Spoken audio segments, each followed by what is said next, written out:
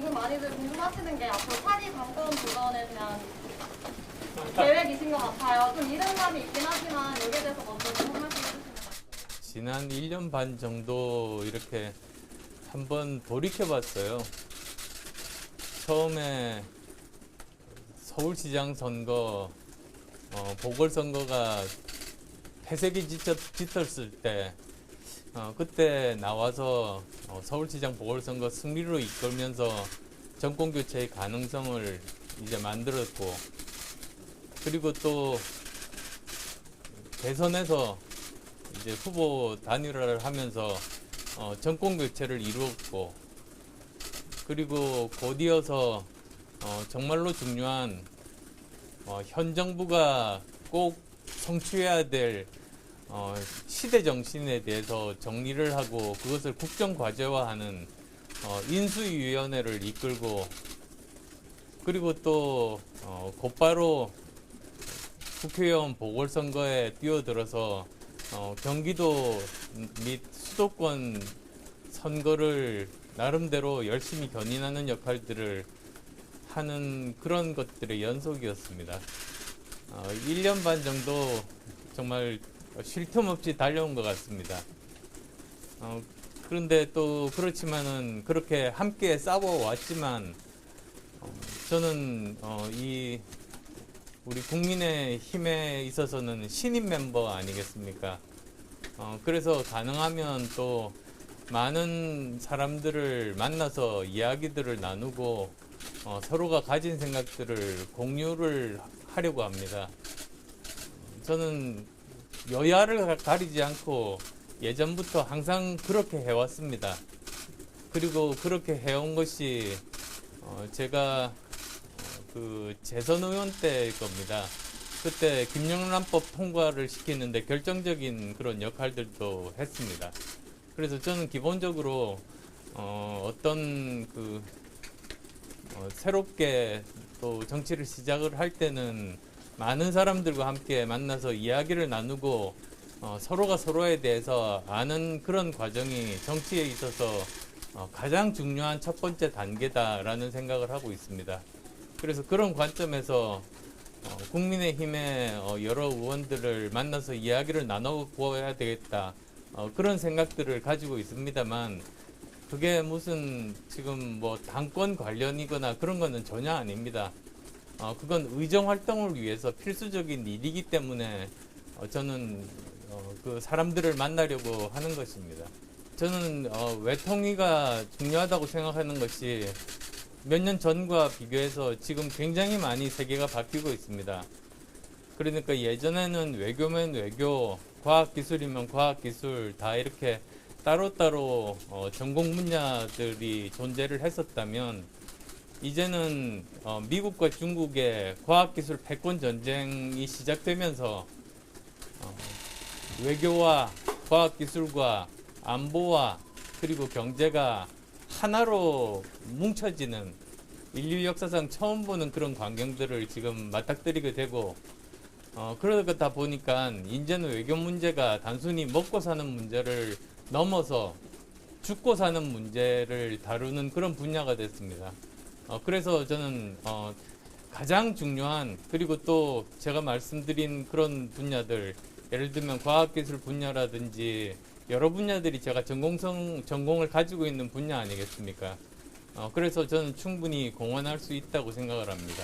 그리고 또 외교 분야도 저 같으면은, 저는 미국에서 학교를 나왔고 독일에서 막스 플랑크 연구소에서 오랜 기간 동안 그 방문 학자를 했었고, 그리고 일본과 비즈니스를 하고 또 중국과 비즈니스를 하는 등, 아마 국회의원 중에 저보다 글로벌 경험이 많은 사람은 없을 겁니다. 그래서 제가 그 뭐 외교 분야라든지 글로벌 감각적인 분야에서 비전공자라는 말은 참 이해하기 힘든 말입니다. 당은 계속 혁신해야죠. 그렇게 해서 국민들이 원하는 국민의 눈높이에 맞는, 그리고 또 꼭 이루어야 될 시대적인 과제인 그런 시대 정신을 반영하게 그 정당이라는 것이 계속 변화를 거듭해야 된다. 그런 정당만이 살아남을 수 있다고 생각합니다.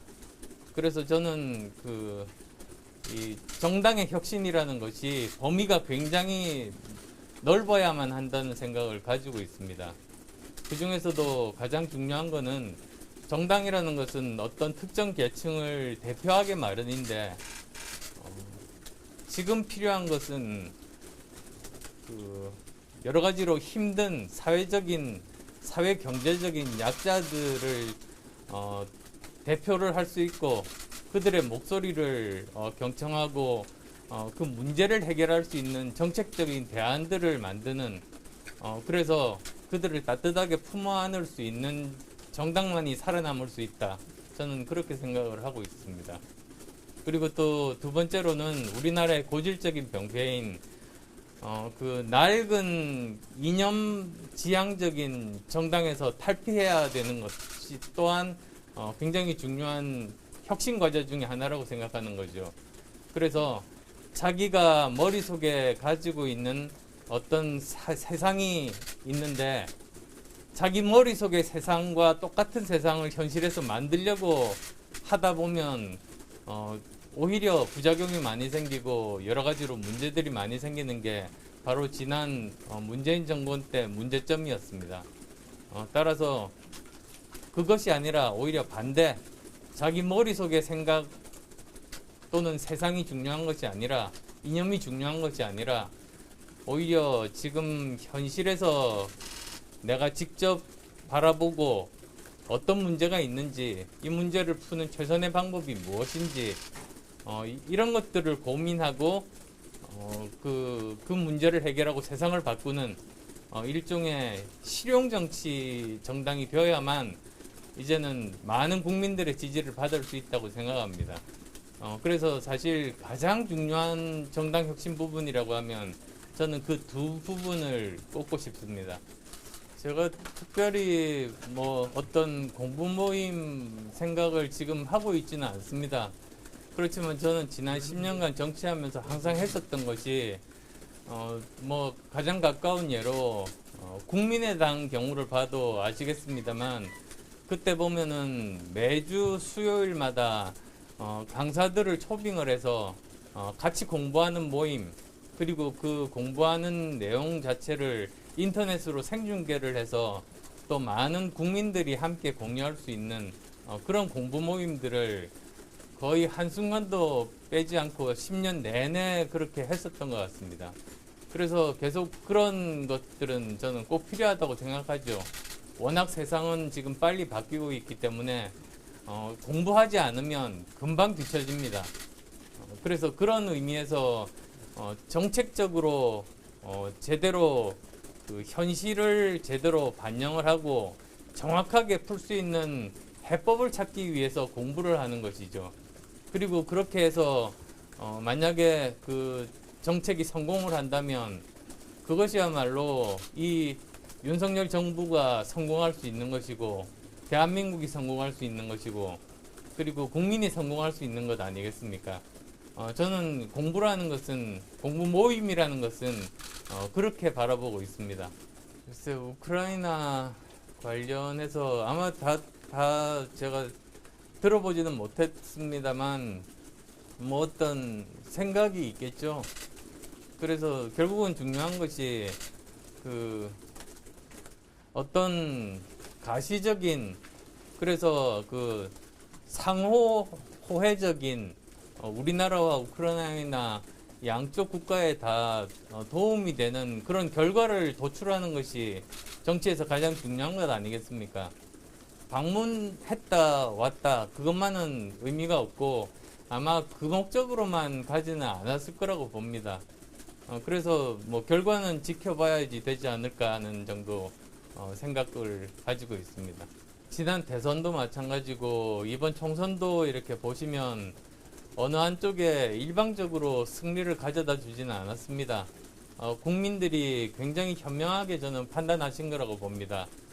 그래서 일단 새롭게 출범한 정부가 국민에게 필요한 개혁을 하라고 힘을 실어주지만 동시에 그것을 자만심을 가지고 교만해지지 않도록 또 나름대로 제어 장치를 만들어 주신 것이 국민의 현명한 판단이고 그 결과가 지난 대선 그리고 이번 총선 결과 아닌가 싶습니다.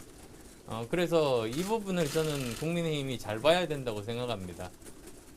따라서 이번에 뭐 나름대로 대승을 거뒀다고 해서 절대로 자만하면은 안 된다.